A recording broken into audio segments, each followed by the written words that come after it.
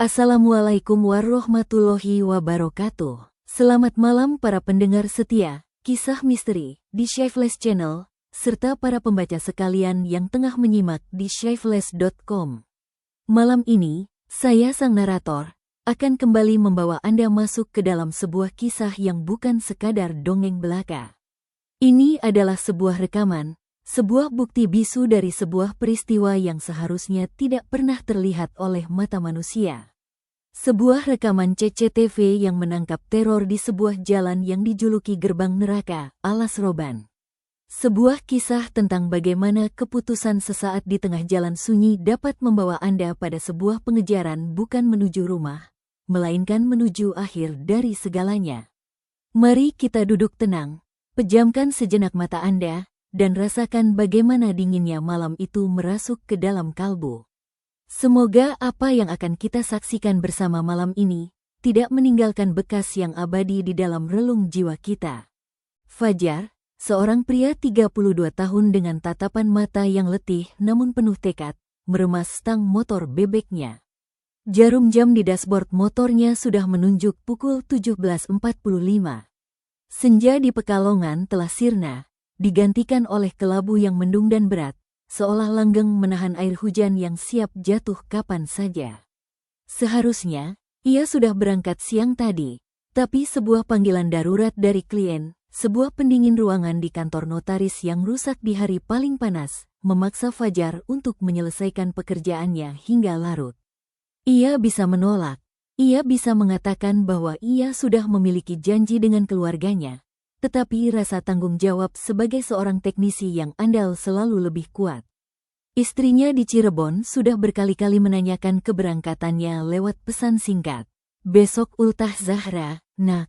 Janji sama ayah, kan? Pesan terakhir dari istrinya begitu menggugah, menjadi penekan batin yang tak bisa ia abaikan. Fajar tak mau mengecewakan putri semata wayangnya yang sudah menanti-nanti kedatangan ayahnya dengan kue ulang tahun di meja. Ia memutuskan untuk nekat menempuh jalur Alas Roban, sebuah jalan pintas yang legendaris di kalangan sopir truk dan pengendara malam, bukan karena efisien, tetapi karena ia terburu-buru. Motor bebek hitamnya, andalan sehari-hari yang sudah menemaninya menembus macet dan panas, sudah ia periksa dengan teliti. Ban tebal, rem pakem, lampu depan terang seperti mata harimau yang siap menerobos kegelapan. Ia memakai jas hujan tipis, bukan karena hujan, tetapi karena udara dingin malam yang sudah mulai merembes masuk, menusuk hingga ke tulang. Setelah memakai helm full face dan sarung tangan kulit, Fajar menarik napas dalam-dalam. Udara terasa bau lumpur basah dan daun membusuk, aroma khas hutan yang lembab dan tak bernyawa. Ia menghidupkan mesin, dan suara knalpot yang biasanya terdengar nyaman, kini terasa seperti dengung lebah yang gelisah di tengah kesunyian senja yang mendekati kegelapan total. Perjalanan awal dari Pekalongan menuju Batang masih terasa normal. Lampu kota masih berseliweran, suara klakson dan gemuruh mesin kendaraan menjadi latar biasa yang akrab di telinga. Tapi begitu ia melewati pertigaan yang menunjukkan arah ke Alas Roban, suasana berubah drastis. Seolah ada sebuah tirai tak terlihat yang dilewatinya. Sebuah batas antara dunia yang ramai dengan dunia yang dihuni oleh bayangan. Jalanan langsung sepi, hanya sesekali dilewati truk-truk besar yang melaju dengan kecepatan tinggi, lampu sorotnya seperti mata monster yang menyapu gelap, tanpa peduli keberadaan Fajar. Pohon-pohon besar dengan cabang-cabang yang menjulur seperti tangan-tangan kering yang mencoba meraih langit mulai mendominasi pemandangan di kedua sisi jalan. Cahaya lampu motornya seakan ditelan oleh kegelapan yang lebih tebal, lebih pekat. Fajar memacu motornya lebih kencang, bukan karena terburu-buru, tetapi karena sebuah perasaan tidak nyaman yang mulai merayap di tulang punggungnya. Ia merasa sedang diawasi, bukan oleh manusia, tetapi oleh hutan itu sendiri. Setiap tikungan yang ia lewati, seolah membawanya lebih dalam ke dalam mulut raksasa yang siap menelannya bulat-bulang. Ia ingat sekali cerita dari seorang sopir truk di warung kopi, tentang jalan ini yang punya nyawa. Ia menggeleng kepala, mencoba menepis angan-angan buruk itu. Ia tidak tahu bahwa di ujung jalan ini bukan Cirebon yang menanti, tetapi sebuah permainan mengerikan yang akan mengubah hidupnya selamanya. Hujan mulai turun, bukan hujan deras, melainkan rintik-rintik kecil yang terasa dingin dan menusuk, seperti jarum-jarum es yang jatuh dari langit. Tetesan air itu memantul di helm Fajar, menciptakan bayangan-bayangan aneh di kaca visornya yang sedikit berkabut. Ia mengurangi kecepatan. Aspal yang basah dan licin berbahaya, apalagi di jalur yang tikungannya legendaris itu. Suara mesin motornya kini terdengar sendirian, dihiasi oleh desis hujan dan gesekan ban di aspal basah. Ketenangan yang seharusnya membawa ketenangan, justru memunculkan ketakutan yang lebih besar. Di kejauhan, cahaya lampu sebuah truk menghilang di belokan, meninggalkan Fajar dalam kegelapan total yang hanya diusik oleh seberkas cahaya kecil dari motornya. Tiba-tiba, ia merasakannya. Sebuah perubahan yang halus namun mendasar. Suhu udara turun beberapa derajat, membuat bulu kuduknya bangkit. Suara jangkrik dan serangga malam yang tadi menjadi latar, kini mendadak sunyi. Hanya ada suara mesinnya dan hujan rintik. Bau anyir dan bunga yang membusuk menyelinap ke inderanya. Ini adalah tanda-tanda yang sering dibicarakan orang-orang tua. Tanda-tanda bahwa mereka ada di dekat. Fajar mempercepat laju sedikit, hatinya mulai berdebar tidak wajar. Lalu, di tikungan ketiga, setelah papan nama, "Selamat datang di alas roban," yang sudah usang dan coreng-moreng, Fajar melihatnya. Sebuah sosok di bahu jalan sebelah kiri, berdiri di bawah pohon rimbun yang daunnya menahan air hujan. Seorang perempuan, ia mengenakan gaun panjang berwarna putih, pucat seperti garam di bawah cahaya lampu motornya. Rambutnya hitam panjang, terurai basah, menutupi sebagian besar wajahnya. Fajar membekap rem secara refleks. Motor melambat drastis, ban menoreh aspal basah. Jantungnya berdegup kencang, seperti dipukul palu. Siapa yang berdiri sendirian di tengah hutan pada malam sepi seperti ini? Pikiran logisnya berusaha mencari alasan. Mungkin penduduk desa yang motornya mogok, tapi tidak ada rumah di sekitar sini, tidak ada pemukiman, tidak ada tanda-tanda kehidupan selain jalan aspal yang membelah hutan gelap seperti luka panjang. Instingnya berteriak untuk terus melaju. Jangan berhenti. Tapi ada sesuatu dari sosok itu yang memaksanya untuk melambat. Sebuah perasaan pilu yang sangat kuat, seolah wanita itu sedang meminta bantuan. Fajar tergoda untuk berhenti, setidaknya menanyakan apakah wanita itu baik-baik saja. Tapi ketika motornya hampir berhenti total, wanita itu mengangkat kepalanya secara perlahan. Gerakannya patah-patah, seperti boneka kabel. Cahaya lampu motor menyinari wajahnya dari bawah. Wajah itu pucat sekali, hampir transparan. Matanya yang hitam pekat menatap lurus ke arah Fajar, tatapan kosong yang tidak berkedip. Bibirnya yang pucat sedikit terbuka, tidak tersenyum, tidak menangis, hanya sebuah ekspresi hampa yang mengerikan.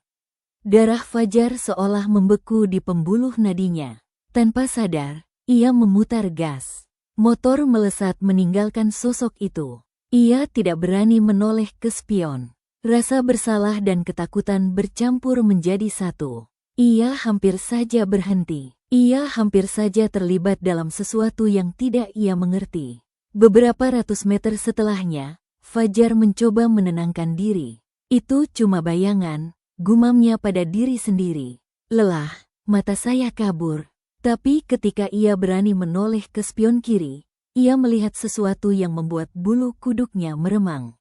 Di tengah jalan, sekitar 50 meter di belakangnya, sosok wanita berbaju putih itu berdiri lagi. Kali ini, ia membelakangi Fajar. Tidak mungkin, tidak ada jalan setapak di sana.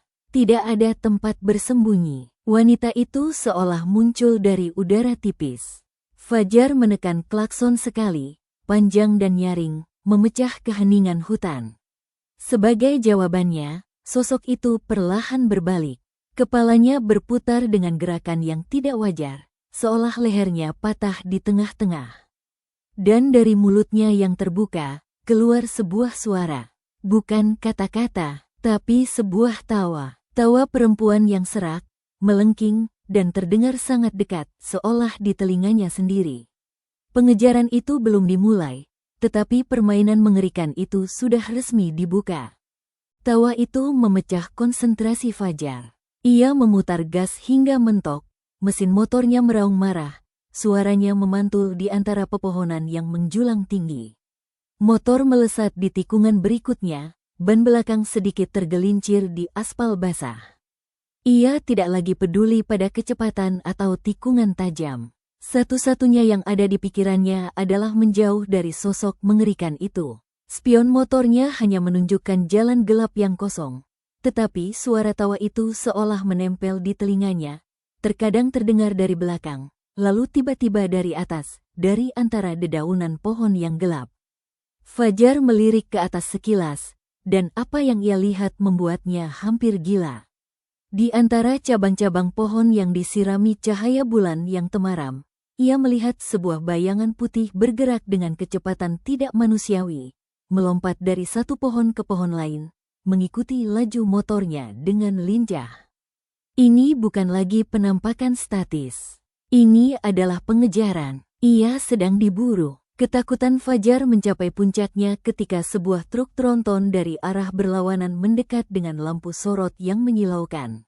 Ia merasa sedikit lega. Adanya kendaraan lain memberinya rasa aman, sekalipun sesaat. Tapi ketika truk itu berpapasan dengannya, Fajar melihat sesuatu yang membuatnya berteriak dalam hati.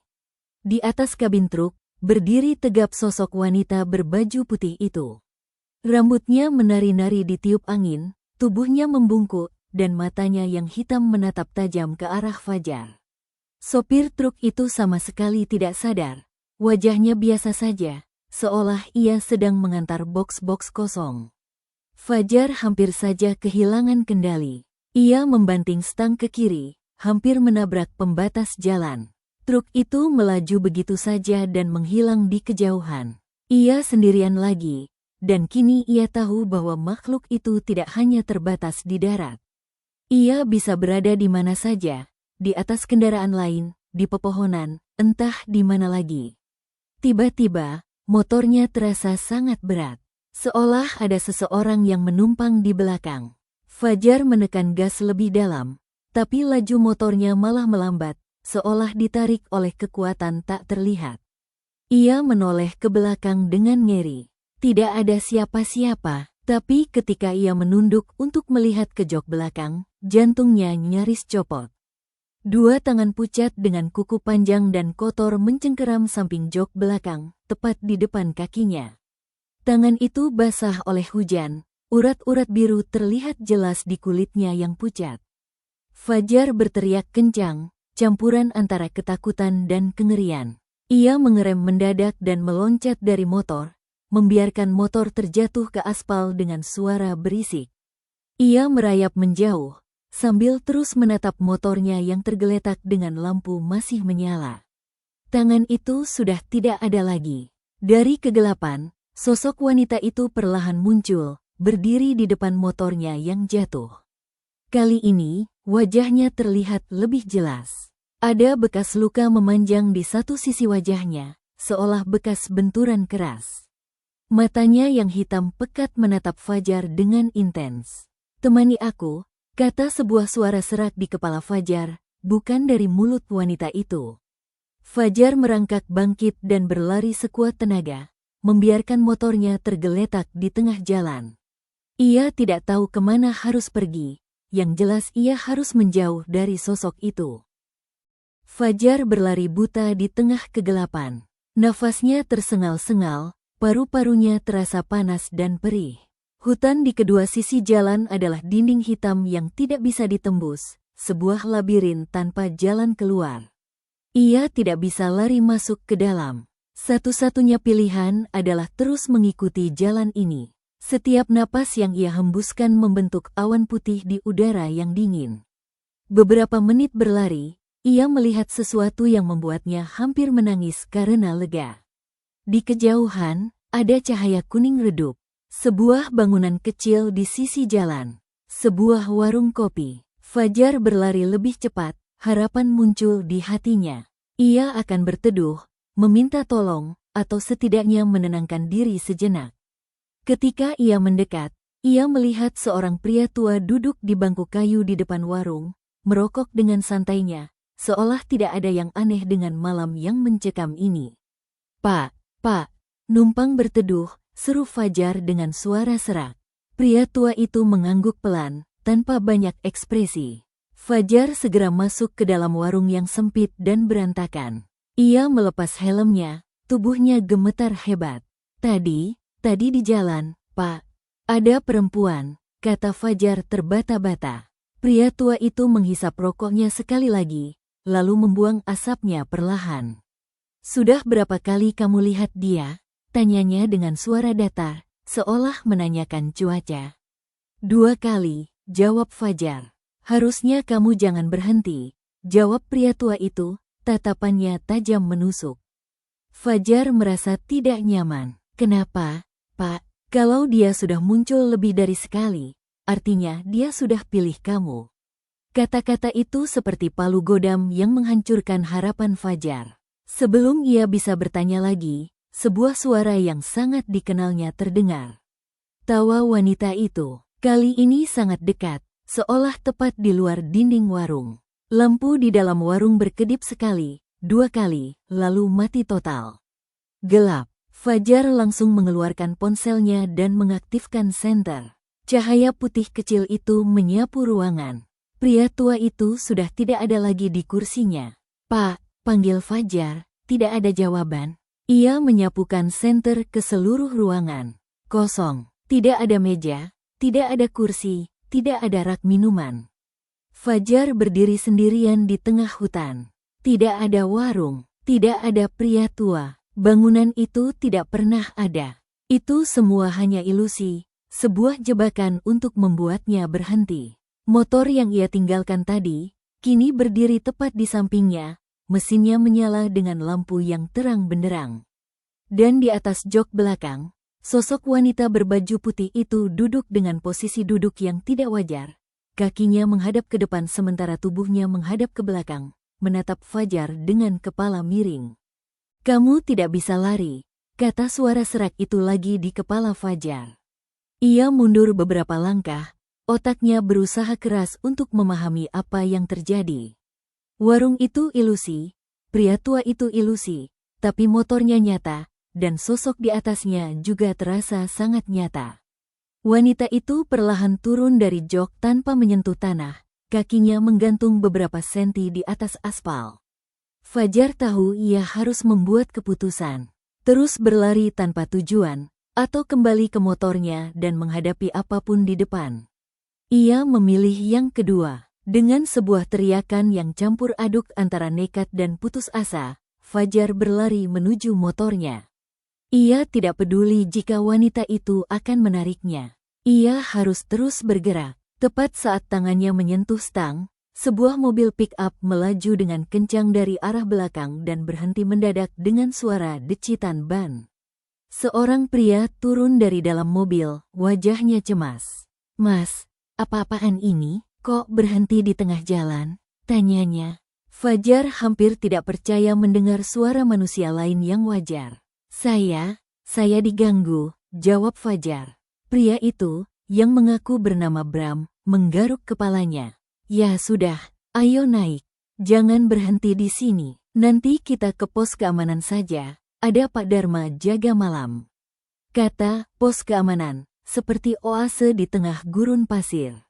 Fajar segera naik ke mobil Bram. Mereka melaju dengan cepat, meninggalkan motornya. Bram menceritakan bahwa ia sering bolak-balik lewat sini mengantar sayur. Jalan ini memang aneh, Mas.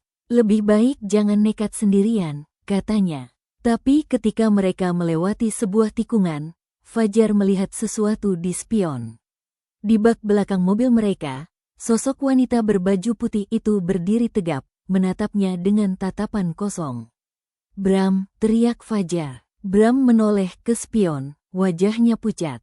Ia menginjak pedal gas lebih dalam. Mobil melesat lebih kencang. Beberapa menit kemudian, mereka melihat sebuah bangunan kecil dengan lampu neon yang menyala terang.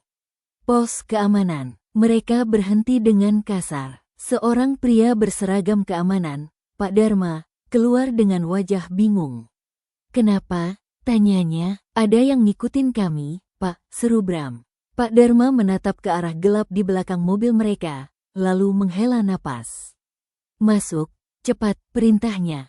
Fajar dan Bram segera masuk ke dalam pos yang kecil itu. Fajar merasa sedikit aman. Di dalam ada radio komunikasi, termos, dan beberapa foto keluarga di dinding. Tapi ketika Bram mencoba menceritakan apa yang mereka lihat, Pak Dharma mengangkat tangannya. "Jangan bicara," katanya dengan suara bergetar. Ia menatap radio di mejanya yang tiba-tiba berbunyi berisik. Dari antara statik, terdengar sebuah suara yang sangat familiar. Tawa wanita itu. Lalu sebuah suara serak memanggil nama. "Pak Dharma, sudah lama." Wajah Pak Dharma menjadi putih seperti kapur. Keringat bercucuran di dahinya. "Dia sudah masuk ke sini," bisiknya. Pintu pos yang tadi tertutup rapat, tiba-tiba terbuka perlahan dengan sendirinya. Di luar, berdiri sosok wanita itu, tetapi kini wajahnya terlihat berbeda. Wajah itu mirip dengan salah satu foto wanita di dinding. Foto keluarga Pak Dharma. "Siapa dia?" tanya Fajar pada Pak Dharma yang sudah terduduk lemas di kursi. Pak Dharma menatap foto di dinding dengan mata berkaca-kaca. "Dia, istri saya," jawabnya dengan suara lirih. "Nama dia Siti. Meninggal 10 tahun lalu di kecelakaan di jalan ini, tepat di tikungan atas." Fajar dan Bram terdiam. Jadi ini bukan tentang penampakan acak. Ini lebih personal, lebih berbahaya. "Saya yang jaga malam saat itu," lanjut Pak Dharma, suaranya bergetar menahan tangis. "Motornya yang mogok. Dia telepon saya, minta tolong. Tapi, saya malas, hujan deras. Saya suruh dia tunggu sampai pagi. Dia nekat jalan kaki, lalu tertabrak truk." Sosok Siti di luar pintu masih berdiri diam, tetapi atmosfer di sekitarnya berubah menjadi sangat dingin. Suhu di dalam pos turun drastis, napas mereka keluar sebagai uap. "Saya biarkan dia sendirian," rintih Pak Dharma. "Saya tidak dampingi dia." Tiba-tiba, sebuah monitor CCTV di sudut ruangan yang tadinya mati, menyala dengan sendirinya. Layarnya menampilkan gambar berderau dari kamera yang menghadap keluar pos. Di layar itu, terlihat sosok Siti berdiri di luar, tapi gambarnya terdistorsi. Kadang wajahnya terlihat normal, kadang menjadi sebuah topeng retak dengan mata yang bersinar merah. Kadang ia tampak berdiri, lalu tiba-tiba muncul di depan kamera, wajahnya menempel di lensa, mulutnya terbuka lebar tanpa suara. Bram berteriak ketakutan. Fajar menatap layar itu dengan ngeri. Ini bukan hantu biasa, ini entitas yang bisa memanipulasi teknologi, realitas. Layar itu adalah jendela ke dalam teror yang tak terkendali. "Sudah waktunya, Dharma," kata suara Siti yang kini terdengar jelas dari luar, bukan lagi dari radio. Sosok itu melangkah masuk ke dalam pos, bukan melalui pintu, tetapi seolah tubuhnya menembus dinding. Bram berteriak dan bersembunyi di balik meja. Fajar membeku di tempat, tidak bisa bergerak. Siti berdiri tepat di depan suaminya. Wajahnya yang rusak sekarang terlihat jelas, penuh penyesalan dan amarah. "Kamu tinggalkan aku, sekarang, kamu yang akan menemaniku." Pak Dharma berdiri, wajahnya penuh penyesalan. "Saya minta maaf, Siti. Saya..." Sebelum ia selesai bicara, Siti menunduk dan wajahnya berubah menjadi mengerikan. Mulutnya terbuka sangat lebar, tidak wajar, dan dari dalamnya keluar bukan suara, tetapi sebuah teriakan yang sunyi, sebuah gelombang energi yang membuat semua lampu pecah dan radio meledak. Di monitor CCTV, gambar Siti berubah menjadi statik putih, lalu sebuah bayangan hitam menyergap bayangan Pak Dharma di layar, dan keduanya menghilang. Fajar menutup mata dan telinganya. Beberapa detik berlalu yang terasa seperti abad. Ketika ia membuka mata, lampu di pos kembali menyala normal. Radio utuh di meja, tapi Pak Dharma tidak ada lagi. Yang tersisa hanyalah seragam keamanannya yang tergeletak kosong di lantai, seolah tubuhnya tiba-tiba menguap. Bram menangis ketakutan di sudut ruangan. Fajar menyadari sesuatu yang mengerikan. Siti tidak hanya menuntut balas. Dia sedang mengumpulkan tumbal. Dan sekarang, giliran mereka. Kita harus pergi dari sini, seru Fajar pada Bram yang masih shock. Fajar menariknya bangkit dan menyeretnya keluar dari pos. Di luar, suasana terasa berbeda. Angin bertiup kencang, dan kabut tebal mulai turun, membatasi jarak pandang hanya beberapa meter. Mereka berlari menuju mobil Bram. Tapi ketika Bram mencoba membuka pintu, pintu itu terkunci. "Kunci saya di dalam," teriaknya panik. Dari kejauhan, mereka mendengar suara Siti lagi. Kali ini bukan tawa, tetapi sebuah tangisan yang melengking pilu. Fajar melihat wajah Bram di balik kaca mobil berubah menjadi teror murni. Matanya melotot ke arah belakang mobil, seolah melihat sesuatu di dalam. Fajar tidak punya waktu. Ia melihat ke arah motornya yang masih tergeletak di dekat pos. Ia harus kembali ke motornya. "Bram, cari jalan lain. Telepon siapa saja," teriak Fajar sebelum berlari kembali ke tengah jalan gelap. Ia menemukan motornya, menegakkannya dengan susah payah, dan mencoba menghidupkan mesinnya.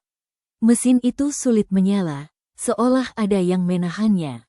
Dari kejauhan, ia tidak lagi mendengar suara Bram, hanya sebuah teriakan teredam yang terpotong oleh kabut yang makin tebal. Ia melaju dengan kecepatan tinggi di tengah kabut. Tapi semakin ia melaju, jalan ini terasa semakin aneh. Ia melewati titik yang sama berulang kali. Pohon yang bengkok, batu di tepi jalan, semuanya terasa familiar. Ia terjebak dalam lingkaran. Tiba-tiba, di depannya, ia melihat sebuah pemandangan yang membuat jantungnya berhenti. Sebuah motor ringsek tergeletak di tengah jalan. Di sebelahnya, sebuah tubuh perempuan terlentang tak bergerak, mengenakan baju putih yang sudah kotor dan sobek. Ini adalah Siti, tapi ini bukan penampakan. Ini seperti sebuah pemandangan dari masa lalu yang hadir di depan matanya, sebuah rekaman ulang tragis. Fajar mengerem mendadak. Ia turun dari motor dengan tubuh gemetar. Ia mendekat, dan tiba-tiba tubuh Siti itu bergerak. Kepalanya terangkat dengan suara retakan leher yang mengerikan. "Kamu lihat aku," katanya dengan suara serak. "Tapi kamu pergi." Tiba-tiba, dari belakang Fajar, terdengar suara klakson truk yang sangat keras dan menyilaukan. Ia menoleh. Sebuah truk besar melaju kencang ke arahnya, tanpa sopir di balik kemudi. Fajar sadar apa yang sedang terjadi. Ia sedang dipaksa untuk mengulang sejarah. Ia sedang ditempatkan sebagai saksi kecelakaan itu. Atau mungkin, sebagai korban berikutnya. Truk itu makin dekat, dan di depannya, Siti masih berdiri di tengah jalan, menatapnya dengan tatapan kosong. Fajar terjepit di antara truk hantu dan arwah yang menuntut balas. Dalam sepersekian detik, naluri Fajar bekerja. Ia tidak melompat ke sisi, tetapi sebaliknya, ia berlari ke arah Siti dan menariknya dengan sekuat tenaga ke tepi jalan. Keduanya terjatuh berdesakan di lumpur tepat saat truk itu melaju kencang melewati mereka, tanpa menyentuh mereka sama sekali. Truk itu menghilang di kejauhan seperti asap. Fajar dan Siti terduduk di tanah, nafas mereka tersengal-sengal. "Kenapa?" tanya Siti dengan suara yang tidak lagi serak, tetapi lemah dan bingung. "Karena, saya seharusnya berhenti," jawab Fajar sambil menatap mata Siti. "Saya seharusnya menolong." Sesaat, hening, angin berhenti bertiup, kabut mulai menipis. Di sekeliling mereka, pemandangan berubah. Fajar melihat kilas balik kejadian malam itu, 10 tahun lalu. Ia melihat Siti yang panik dengan motornya yang mogok. Ia melihat beberapa mobil yang lewat tanpa menghiraukannya. Ia melihat hujan deras. Ia melihat truk yang datang dari tikungan dengan kecepatan tinggi. Ia melihat Siti yang terpeleset dan tertabrak. Ini bukan hanya tentang Pak Dharma yang tidak menolong. Ini tentang semua orang yang melewatkannya, termasuk dirinya, yang tadi hampir tidak berhenti. Saya tidak mau begini, bisik Siti, air mata hitam mengalir dari matanya. Saya hanya mau semua berhenti. Fajar mengerti, Siti tidak sedang mengejarnya. Ia sedang mencoba memecahkan lingkaran setan ini dengan cara yang salah. Ia mencari pengganti, tapi Fajar menolak menjadi pengganti. Ia bangkit berdiri, lalu mengulurkan tangannya ke Siti. "Mari kita akhiri," kata Fajar dengan suara yang tiba-tiba tenang. Siti menatap tangan Fajar, lalu ke wajahnya. Perlahan, ia mengulurkan tangannya yang pucat dan dingin. Tepat saat mereka akan bersentuhan, truk hantu itu muncul lagi dari tikungan yang sama. Kali ini melaju lurus ke arah mereka. Tapi Fajar tidak lagi takut. Ia menatap truk itu dengan tatapan tajam. "Berhenti," teriaknya dengan suara penuh wibawa. Ajaibnya, truk itu melambat. Lampunya yang menyilaukan redup, mesinnya mati. Truk itu berhenti beberapa meter di depan mereka, lalu perlahan tubuhnya memudar seperti kabut pagi. Lingkaran itu telah pecah. Siti menatap Fajar dengan rasa terima kasih yang mendalam. Tubuhnya mulai bersinar, lalu perlahan menghilang bersamaan dengan kabut. Udara terasa hangat kembali. Suara serangga malam terdengar kembali. Alas roban telah tenang. Fajar berdiri sendirian di tengah jalan yang sekarang terasa biasa saja. Tidak ada lagi rasa menekan, tidak ada lagi suara tawa. Ia kembali ke motornya dan mengecek ponselnya. Jam menunjukkan pukul 23.30. Ia sudah terlambat sekali. Ia melanjutkan perjalanan dengan kecepatan yang lebih santai. Beberapa kilometer kemudian, ia melihat papan besar bertuliskan, "Anda keluar dari kawasan hutan alas roban." Fajar melambat dan mengambil napas panjang. Ia benar-benar selamat. Sesampainya di rumahnya di Cirebon, istrinya menyambutnya dengan wajah cemas. "Kamu dari mana, Fajar?" Telepon tidak aktif. Fajar hanya bisa tersenyum lemah. "Maaf, Dek, motorku bermasalah di tengah jalan. Tapi ini tidak akan terjadi lagi." Ia memeluk istrinya dan putrinya yang sudah tertidur, merasakan betapa berharganya mereka. Keesokan paginya, setelah merayakan ulang tahun putrinya, Fajar membeli beberapa papan peringatan reflektor dan pita warna-warni. Siang hari itu, ia kembali ke alas roban. Ia berhenti tepat di tikungan atas, di dekat pohon besar yang bekasnya masih terlihat. Ia memasang papan peringatan, "Hati-hati, tikungan tajam dan rawan kecelakaan," dengan rapi. Ia memasang pita-pita kuning di beberapa pohon. Ia tidak tahu kenapa ia melakukan ini, tetapi ia merasa harus. Sebagai pengganti permintaan maaf, sebagai penutup cerita, sejak malam itu, Fajar tidak pernah lagi melihat sosok wanita berbaju putih di jalur alas roban. Perjalanan pulang pergi Pekalongan Cirebon menjadi biasa lagi. Tapi Fajar berubah. Ia menjadi lebih perhatian, lebih peduli. Ia tidak pernah lagi melewati orang yang kesulitan di tepi jalan. Ia selalu berhenti, setidaknya menawarkan bantuan. Malam itu telah mengajarkannya bahwa kadang, untuk mengalahkan monster, kita tidak perlu melawannya, tetapi kita perlu memahaminya. Dan terkadang, jalan yang paling menakutkan bukanlah jalan yang berhantu, tetapi jalan yang kita lewati dengan hati yang dingin dan acuh tak acuh. Alas roban sudah tenang, atau justru sebaliknya, alas roban sudah mendapat apa yang inginkan, bukan tumbal baru, melainkan seorang penjaga baru yang akan memastikan tragedi itu tidak akan pernah terulang lagi. Terima kasih yang sebesar-besarnya untuk Anda semua yang telah menyaksikan kisah Nyaris Mati. Rekaman CCTV Kuntilanak Alas Roban yang mengejar pemotor di Shyflash Channel dan bagi para pembaca di shyflash.com. Semoga kisah ini bisa menjadi pengingat bagi kita semua untuk selalu berhati-hati di jalan dan tidak menutup mata terhadap sesama yang mungkin sedang membutuhkan pertolongan. Jika Anda merasa terhibur atau terbantu dengan cerita ini, jangan lupa untuk memberikan dukungan Anda dengan cara menekan tombol like, menulis komentar, dan melakukan share agar kisah ini bisa sampai ke lebih banyak orang lagi. Dukungan Anda adalah energi terbesar bagi kami untuk terus berkarya. Sampai jumpa lagi di episode Kisah Misteri berikutnya dengan kisah-kisah yang lebih mencekam. Wassalamualaikum warahmatullahi wabarakatuh.